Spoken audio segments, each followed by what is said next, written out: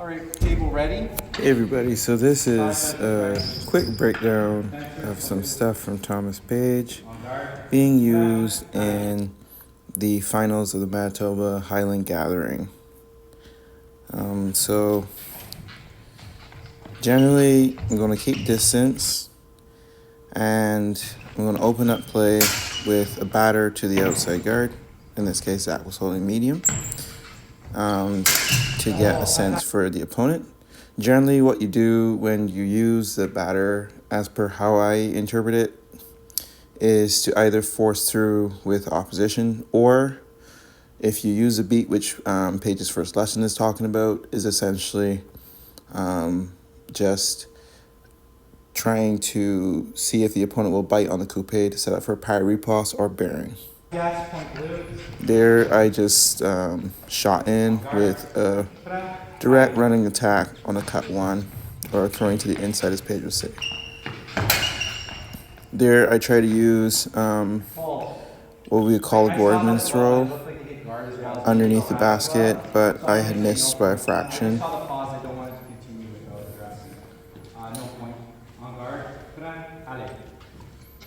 You're constantly looking for micro adjustments, so as you can tell, I haven't started a lateral movement yet because I'm still trying to get a timing sense for an opponent.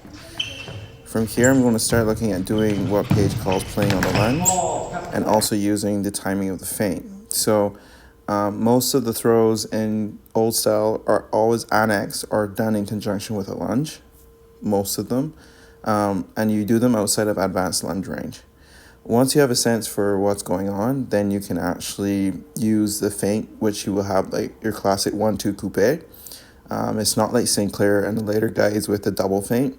It's just a single feint, but you can use it in combinations, obviously, and then you can do what we would call timing the leg, which is to just feint high and go low.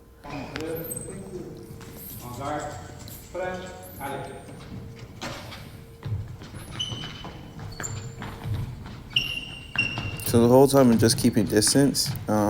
Zach is a very dangerous fencer, so you don't want to sit down and be in his range too much. We're here just making micro adjustments, and now I start the movement. So what you're going to see me do is I'm going to open up into the third lesson here. I'm going to go into hanging guard to open up the play. And in the old style, when you use the offline movement, you're looking essentially at establishing an angle of attack that is superior on the throwing the sword, what they call throwing the point into the parry, which just gives you automatic opposition. A lot of the cuts in old style are very, very hard and very heavy. So you have to throw them with care. But generally what's happening is my opponent is either going to bite on the provocation, which in this case he does, and you'll see in a minute, and then you go into the play.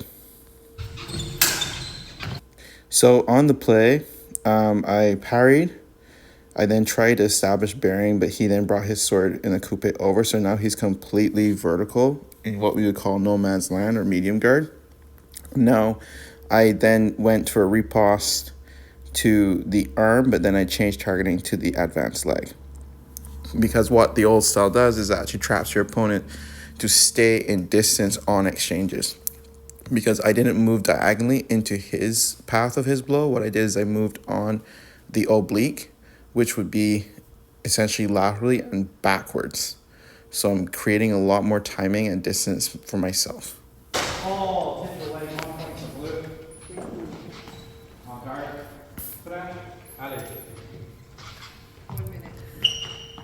So now I go back to just a regular trying to figure out, okay, what else can I do? There he got me with a really good time on a flush, so he came in with a cut one. I tried to see if I can get him before he got me, and he actually just pushed through more. So now I'm looking around, I started the inside guard traverse. So when you traverse an old style, you're not actually going diagonal, you're going laterally. So there I went to what you would call in old style the outside guard, and now I'm transitioning into the old style inside guard. So you see my basket's actually starting to drift really far over onto my inside line, and I'm actually side on versus my opponent, which is very different than it's done in the regimental style.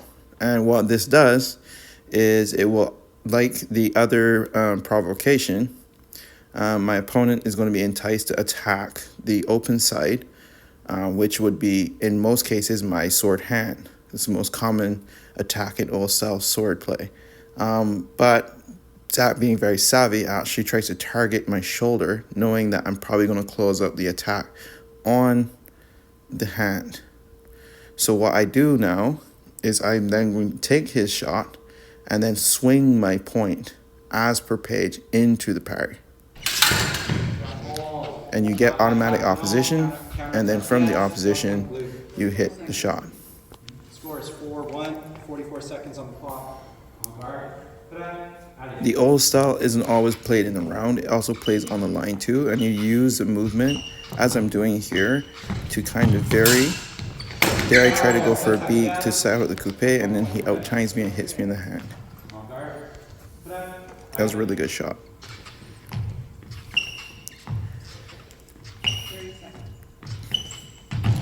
So I had this decision to make here. The decision was, do I go and start traversing to create a trap again, or do I then use the lesson of the lunge?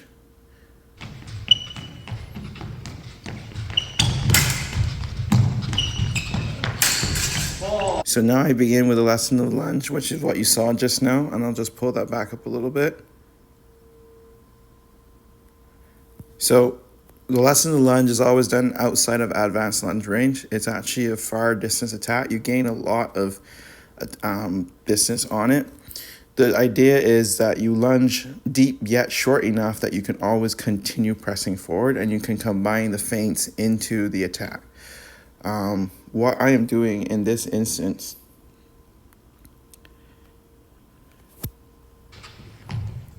is I'm looking for a particular action that I saw earlier in the bout.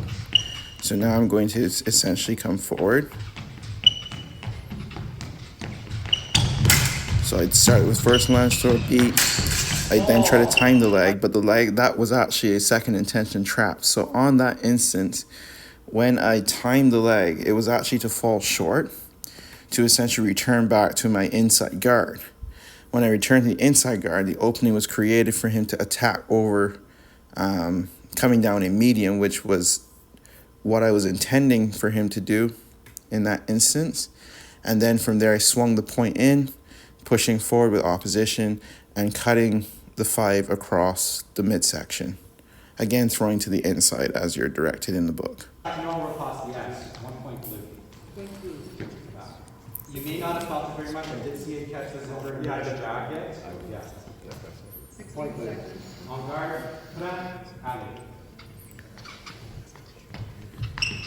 So here I know that he's really dangerous and he can pull this back fast. So I start doing some lateral movement to stall for time and also create some more traps, hoping that he would fall into the attack pattern that he established earlier in the match. But unfortunately that didn't happen. So that's a very quick breakdown of how to use some of the concepts from Page against more linear fencing.